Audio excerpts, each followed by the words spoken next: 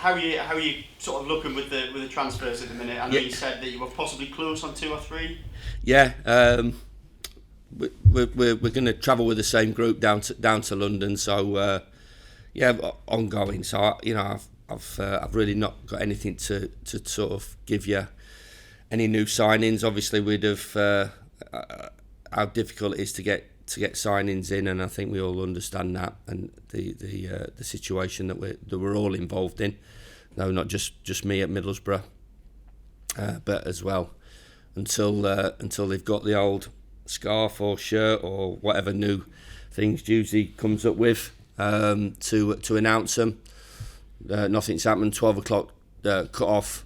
All I just say is everybody's just extremely busy and diligent in their work to improve the group, which we always obviously understand it needs improving. I think through what we saw last week and sort of the gaps in the squad that need filling. We've worked away this week, so we keep working away until we get them over the line. I know you were saying that obviously it's particularly attacking players and the sort of forward areas that you've been targeting. It seems to be right across the market that is the hardest position to fill. Is it just that clubs aren't, perhaps loan players aren't ready to be released yet? What do you put that? A little bit of both. I've said all along my sort of attitude towards the window. There'll be I can just see it happening now. There'll be a mad rush in the last week of the season, and that's how it'll be. So, and I think we'll be involved in that as well. We'd love to get things done. We all would here, from the top through the guys that are negotiating, through me, through the coaches. We'd all love to have players in, because we're still conditioning them as well. Like some Marcus Ford, and a little bit different with Tuba. Obviously, he came into the group late, and players that we will sign, we have to get them up to speed where we were and where we want them to be on a number of situations, so that is where it's at. But said I've spoke about it. Window should be shut, and then everybody knows, and everybody can get on with the work. Because I think one of the things that I have to be careful with, and I'm always talking to myself. I'm that type of person anyway. So another chat with myself is that I don't get caught up and get carried away, because ultimately it's not my 100% job to recruit players. I'm part of a group, and obviously asked an opinion, and I give my view in terms of what is needed from a personality point of view, players wise, from what type of player that we want to bring in or need to bring in that fits in with the group. Of course, I'm not a head coach that somebody goes and buys players and we coach them. I'm part of that, and I think that's still extremely important that I am part of that. But our biggest talent is preparing that team right for a Saturday afternoon. So it's important that I get the balance right, and we make sure that we look after the group of players that are going down to London this afternoon to try and get 3 points at a difficult place to go and get 3 points in as tough a division as it's been for a long time, and make sure I get the balance between that and obviously play my part in trying to bring players in. Because so many clubs have still got business to do because of the sort of slow nature of the transfer market, does that then perhaps not put you as at much of a disadvantage as perhaps in previous windows it might have? Well, listen, clubs are still doing stuff. They will do stuff, and we'll bring players in. But I should imagine the managers are in the same situation as what I am, every other manager. And I talked about it last week, not just in the Championship, but in the Premier League. Obviously they go into their first game of the season now, so we seemed at times to be dictated to by them, which is understandable, because they hold all the cards as well, and sometimes they start the domino effect going. But there doesn't seem a lot of business happening anyway, and for me, by far and away, the toughest transfer window that I've ever worked in. So with sort of the weekend's game in mind and the sort of options that you've got within the squad, will you look to change things, in terms of different players? I don't think there'll be a lot of change. There won't be any change in our group, apart from Paddy McNair coming back into it, which is a big boost for us. But there won't be any changes. We've had a week to work with Marcus, which is good. We've had a week to work with Tuba, so we have to understand that Tuba missed a lot of the pre-season. So him coming back in the last sort of 2 weeks, so he's still getting to grips in terms of being involved and integrated with the first team. And Duncan's had a couple of issues as well. So we're still building, but I do believe that we're a team that will progress through the season and get better as the season progresses. In terms of bringing players in and a lot of other things. You always feel, there's so much to cram into pre-season. There's so many things, especially when I look back at the game on Saturday and go, I like that. They got that. They took on board what we were trying to do in that position. Oh dear me, I didn't like that, and we need to work on that. So the majority of work through pre-season is the conditioning.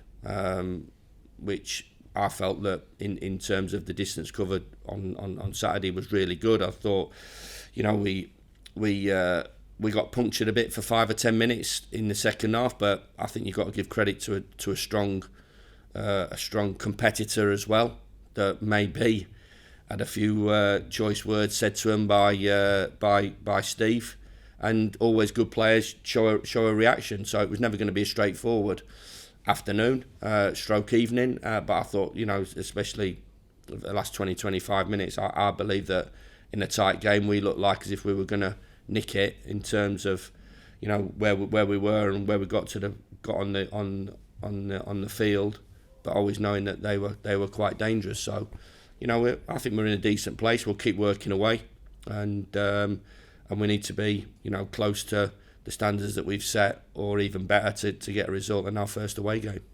Just on that first away game, what do you sort of make of QPR this season? Obviously they've got a different head coach. They went great guns for a big part of last season and then kind of faded away.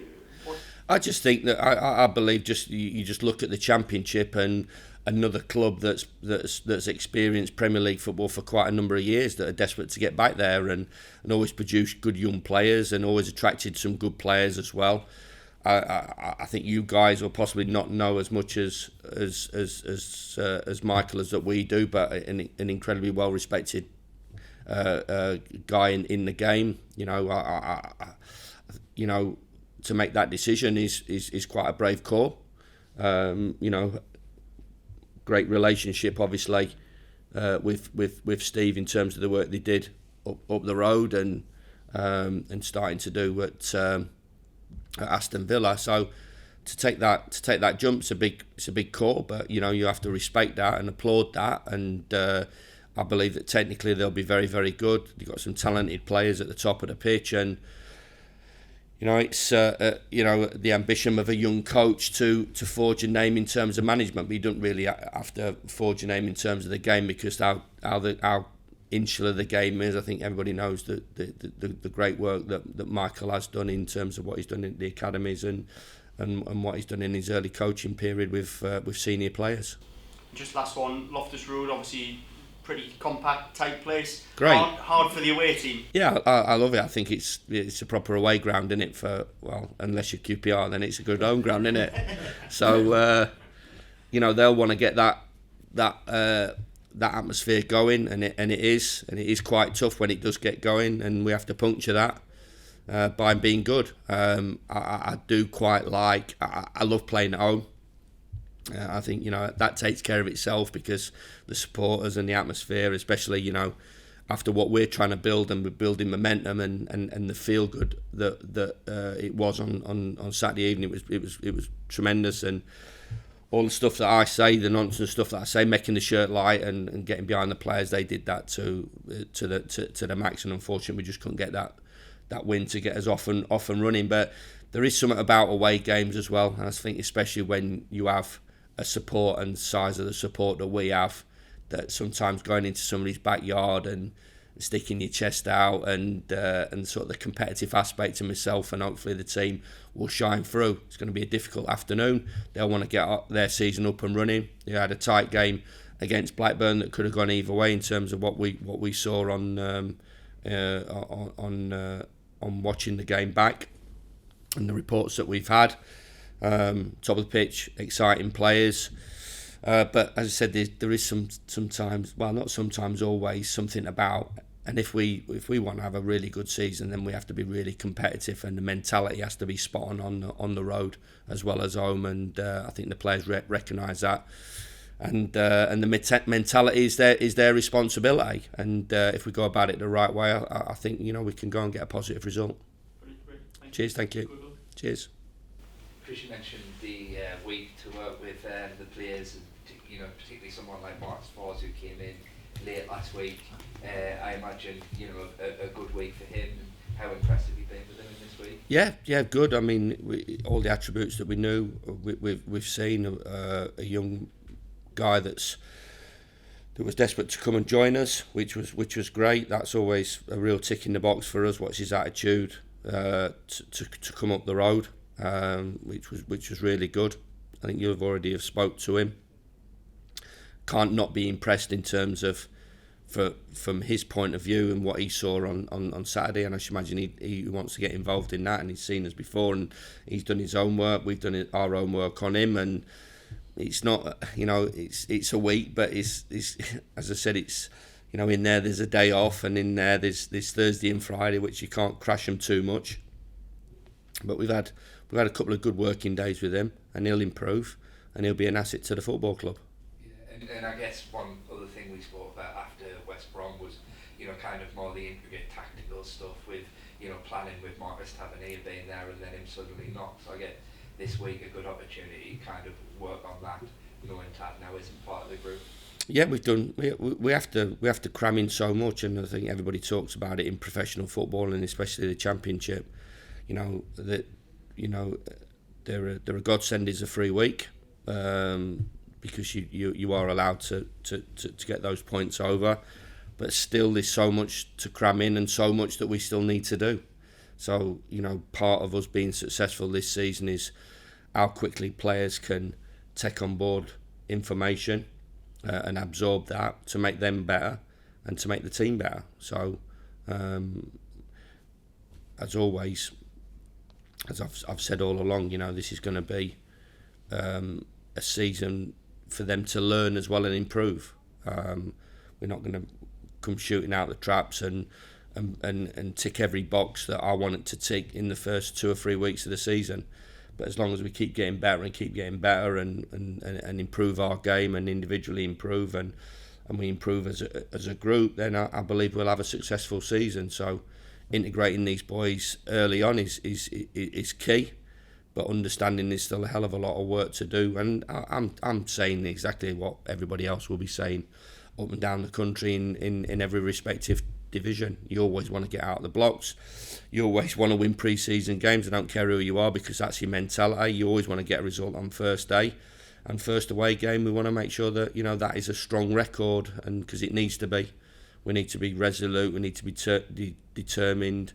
We have to have a mentality and attitude about us, because it isn't always easy playing away from home, and it's quite a tough test, especially our first away game being in the capital and being at QPR.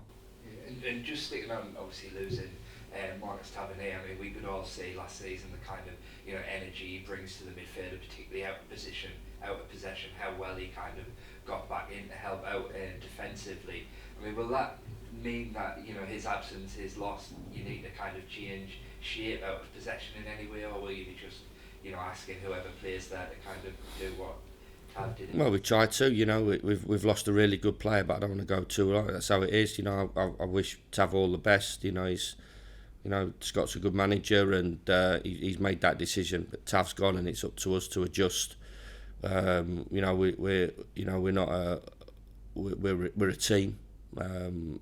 We're a football club. We're a team. We're not reliant on one person. He didn't. He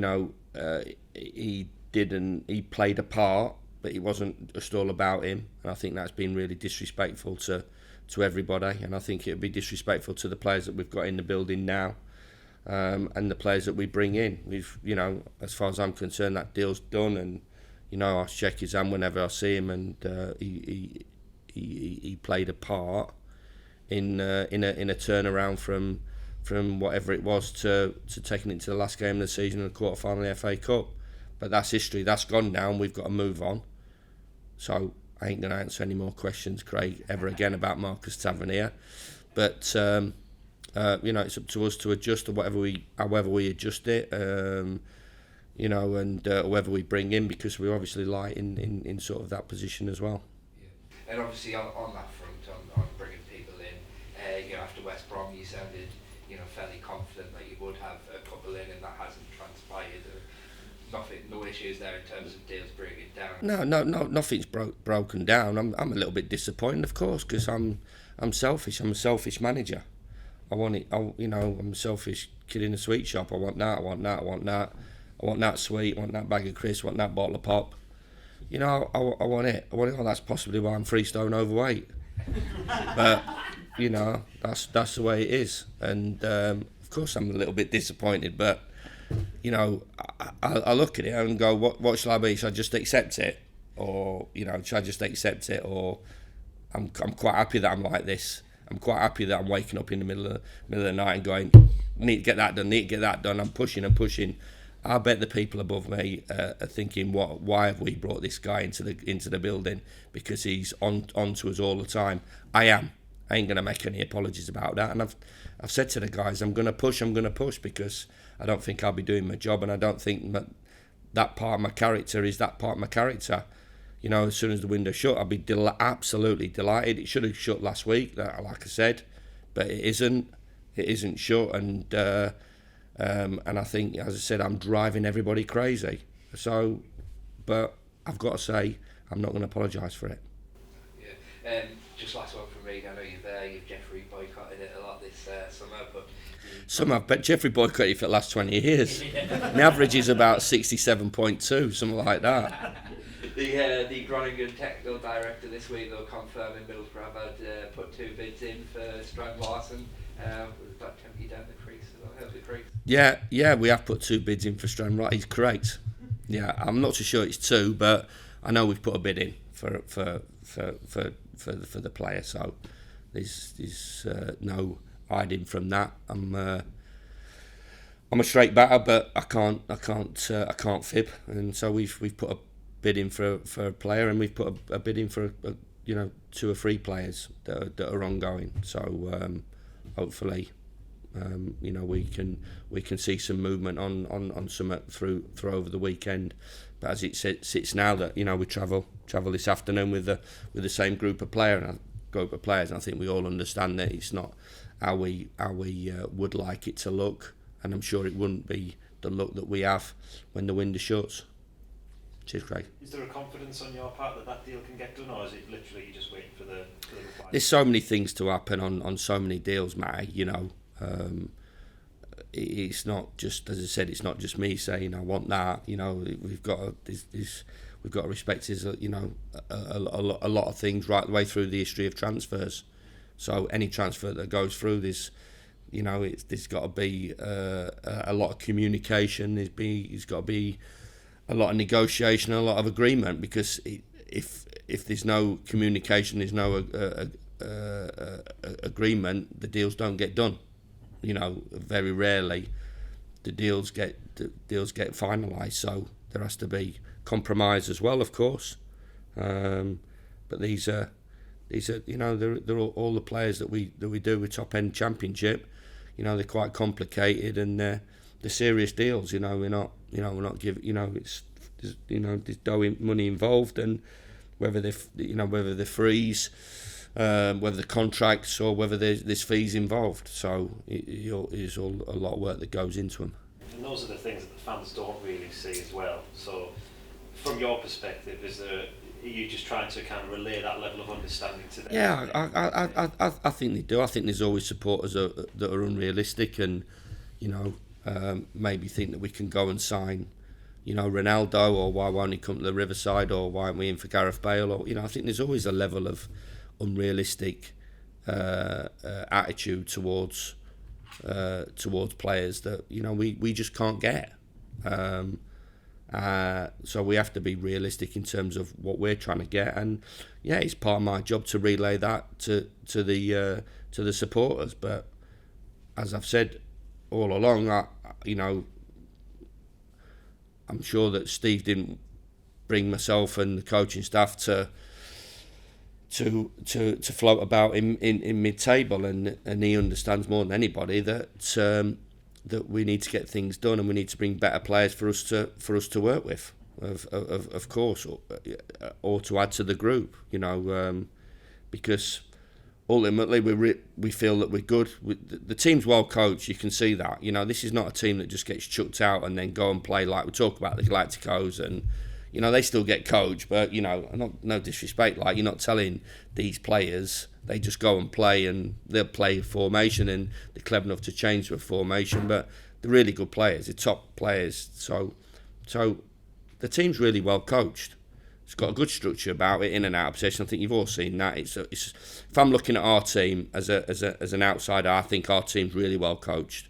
I've got an identity, know what they're trying to do, know where it starts, can mix it up a little bit, can do this, do that. But ultimately, to get it from being well coached to really pushing to have a well coached team with really good players and strength in depth is the hardest thing to do. So what we're trying to do is add really good players to then make us the strength in depth as we want to see it. So then we coach really good players, got the strength in depth. The manager has to deal with all the personalities and has to deal with all stuff like that to keep that all going and moving along. And then I think we realise that we're on the right track. Momentum from the supporters, enthusiasm from the supporters, great training facilities, an historic club. Then, it's not got a black cloud hanging over the place that, it's going to be in this position for the next 10, 15 years, that we're going to be a championship club and there's no way of getting out of the division, because you've seen in the past that if you get it all right and you get the structure right, you get it coached right, you get enthusiasm from the supporters, you've got good facilities, you've got a progressive club, an ambitious owner, ambitious manager, and then the hardest bit is getting the good players to come, which I think we can do. Then you give yourself half a chance, and hopefully we can give ourselves half a chance. Just regarding the fitness of certain players, Dale Fry wasn't risked last week. How's he? Yeah, he's involved. So we can flip it around. Dale has played pre-season as well, so he's a valuable member of the squad. Paddy coming back in. Tommy's been outstanding in the group. Everything that I believe he would bring to the group in terms of experience, pressure on players, attitude has been great. Zach's performance was spot on, but we've got Liam as well, and we've brought Marcus in as well. So